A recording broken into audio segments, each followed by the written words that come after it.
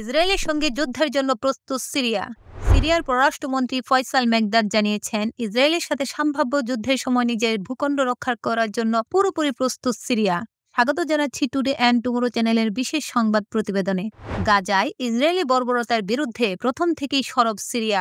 মধ্যপ্রাচ্যে গত কয়েক মাস ধরেই ক্রমশ উত্তেজনা বেড়ে চলছে। সেই উত্তেজনার মধ্যেই নিজের যুদ্ধ প্রস্তুতির কথা ঘোষণা করল সিরিয়া। গত 11 ফেব্রুয়ারি ইরানের পররাষ্ট্রমন্ত্রী হুসাইন আমিরের সঙ্গে রাজধানী দামেস্কে বৈঠক করেন ফয়সাল মেকদাদ। এ সময় তারা গাজায় ইসরায়েলের বর্বরতার মধ্যে কিভাবে ফিলিস্তিনিদের আরও সহায়তা করা যায় তা নিয়ে আলোচনা করেন। ফয়সাল জানান, 1948 সাল থেকেই ইসরায়েলের বিরুদ্ধে লড়ছে সিরিয়া।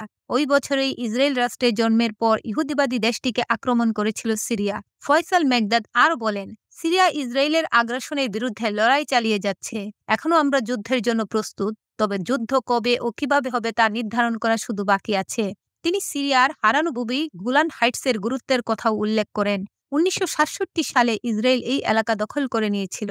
তিনি বলেন, গোলান হাইটস থেকে ইসরায়েলি দখলদারিত্ব মুক্ত করা আমাদের প্রধান অগ্রাধিকার। পররাষ্ট্রমন্ত্রী সিরিয়ায় অবস্থান করা তুরস্ক ও যুক্তরাষ্ট্রের সামরিক বাহিনীকে অবৈধ বলে দাবি করেন। দ্রুতই এর অবসানের কথা বলেন তিনি। সিরিয়ায় বিদেশি সেনাদের অবৈধ অবস্থানের নিন্দা জানান ইরানি পররাষ্ট্রমন্ত্রীও। তিনি ফিলিস্তিনিদের বিরুদ্ধে গণহত্যা চালানোর জন্য যুক্তরাষ্ট্র ও ইসরায়েলের নিন্দা করেন।